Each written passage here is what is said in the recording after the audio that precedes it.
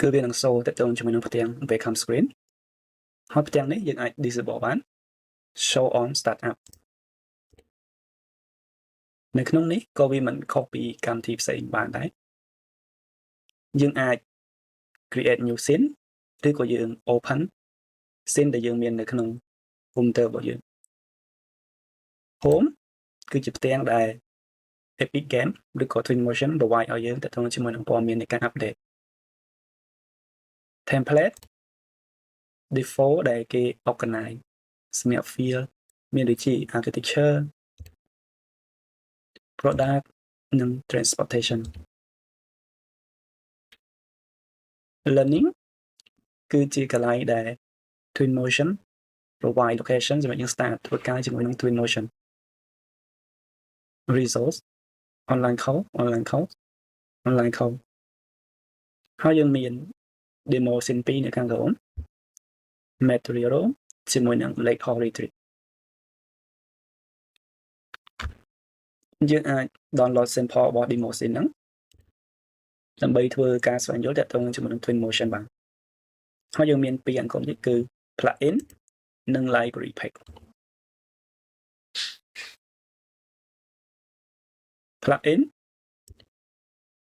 គឺជាកន្លែងដែលយើងអាច install Datasmith នៅក្នុង Twinmotion យើងហៅថា Datasmith ដែលជា plugin install នៅក្នុងកម្មវិធី CAD modeling មានដូចជា SketchUp, Archicad, Rhino, SolidWorks, Navisworks និងកម្មវិធីជាច្រើនទៀត Twinmotion គឺ support កម្មវិធីជាច្រើនបើធៀបជាមួយនឹងកម្មវិធីផ្សេងៗអញ្ចឹងយើង install plugin ដែលយើងត្រូវការប្រើជាមួយនឹងកម្មវិធីរបស់យើងភាគច្រើនគឺយើងប្រើជាមួយនឹង SketchUp ឬក៏យើងអាចចូលទៅក្នុង Epic Game ដែលនៅក្នុង part របស់ Twinmotion ក៏មានការណែនាំមួយចំនួនដែរហើយយើងអាចចូលទៅក្នុង website របស់វាដើម្បីស្វែងយល់បន្ថែមជាមួយនឹង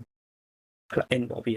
ប្រសិនវាមានការ update អញ្ចឹងការប្រើប្រាស់របស់វាមួយចំនួនអាចនឹងមានការប្រែប្រួល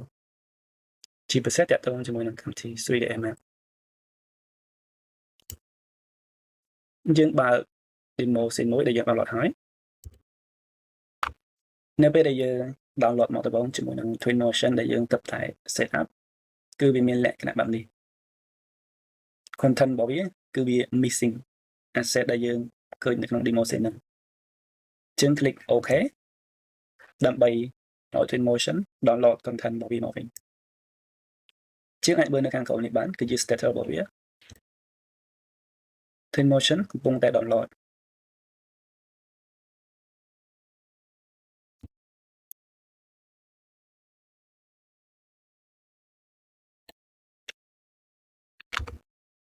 បន្ទាប់ពី download ហើយ asset របស់វាគឺ display auto នៅក្នុង scene របស់ Twinmotion នៅពេលដែលយើងឃើញ Twinmotion កន្លែង interface របស់វាមានលក្ខណៈធំនៅក្នុង computer របស់ខ្ញុំតែនៅក្នុង computer របស់គ្នាយើងប្រហែលជាតូចជាងហ្នឹងគឺវាមកពី monitor យើងចូលទៅក្នុង edit preference នៅក្នុង apparent យើងឃើញមាន option មួយឈ្មោះថា interface scale 100% គឺវាឃើញបែបហ្នឹងបើសិនជា computer របស់គ្នាយើង interface របស់វា icon touch ឬក៏ space របស់វាដែលយើងឃើញនៅលើហ្នឹងទៅយើងអាច increase ឲ្យធំបានតែនៅក្នុងករណី monitor របស់ខ្ញុំនេះមើលទៅវារៀងធំខ្ញុំមើលទៅរៀងធំខ្ញុំ scale វាចុះទៅវិញខ្ញុំប្រើ95 click OK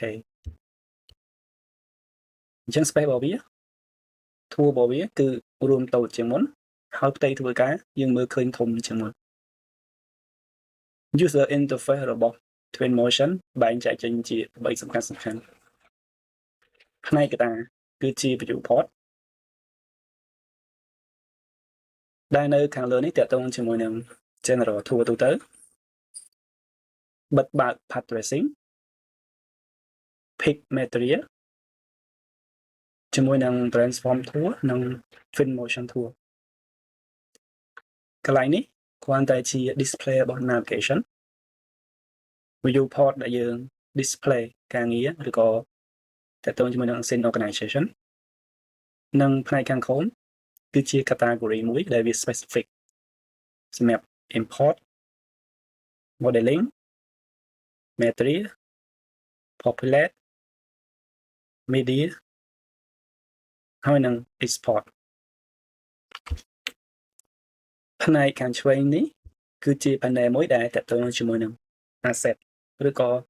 Twinmotion library ហើយយើងមាន option មួយឈ្មោះថា statistic គឺគ្រាន់តែជាព័ត៌មានមួយដែលវាប្រាប់យើងថា computer របស់យើង scene របស់យើងហ្នឹងកំពុងតែ run មានលក្ខណៈបែបម៉េច GPU RAM យើងហៅថា VRAM 34% GPU VRAM ដល់ 90% ជាង CPU 15% GPU ឡើងខ្លាំងបែបហ្នឹងដោយសារតែ Twinmotion វាជាប្រភេទ real time engine ដោយពឹងទៅលើ GPU អញ្ចឹង GPU គឺវានឹង run ជិត 100% ជាទូទៅគឺនៅក្នុងចន្លោះ 95% អី CPU វាប្រតិទូចអញ្ចឹងគឺវារៀងទាប library ហើយផ្នែកខាងលើនេះគឺជាផ្ទាំង welcome screen ដែលយើងបើកមកដំបូងចំណែកឯ panel ផ្នែកខាងស្ដាំគឺជា panel មួយដែលយើងនឹងធ្វើការច្រើនជាងគេយើងមានផ្នែកខាងលើដែលយើងឃើញសិននេះគឺជា hierarchy ហើយផ្នែកខាងក្រោមនេះ ambient គឺជា environment យើងអាចមើលនៅ tool ខាងក្រោមបាន scene property យើងឃើញ ambient ដោយសារតែ select ambient នៅពេលដែលយើង select object ផ្សេង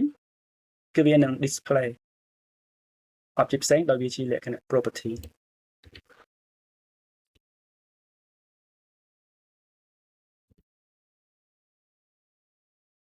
នៅក្នុងកម្មវិធីមួយចំនួន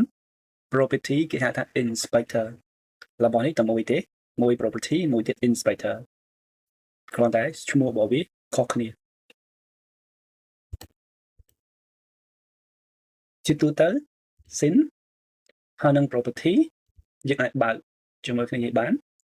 ហើយពីនេះគឺយើងប្រើច្រើនជាងគេធៀបទៅនឹងពីរខាងក្រោយសឹងថាយើងមិនសូវប្រើក៏ថាបានដែរ x y z វាគឺជា ordinate និយាយថា position scale rotation ជាក់ស្ដែងរបស់នេះបើសិនជាយើងប្រើកម្មវិធីផ្សេងគឺវាជា part មួយរបស់ property អញ្ចឹងពេលយើង select object របស់យើងនឹងឃើញ property របស់វាជាមួយនឹង ordinate ឬក៏យើងថា position x y z view set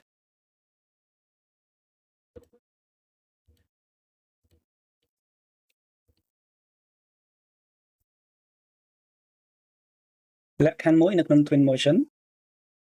នៅពេលដែលវាចេញជាលក្ខណៈ gray បែបនេះបានន័យថា tab មួយហ្នឹងគឺបានបិទនៅពេលដែលវា highlight ជាលក្ខណៈ blue បែបនេះបានន័យថាគឺវាបើកឬក៏ active អញ្ចឹងយើងអាចបិទផ្ទាំងរបស់វាឲ្យអស់ដើម្បីឲ្យផ្ទៃធ្វើការរបស់យើងធំហើយយើងចាំបាច់ធ្វើការនៅលើផ្ទាំងណាចាំយើងបើកផ្ទាំងរបស់វាមួយហ្នឹងនៅក្នុងករណីដែល monitor របស់យើងមាន resolution របស់វាឬក៏ទំហំ screen របស់វាទៀត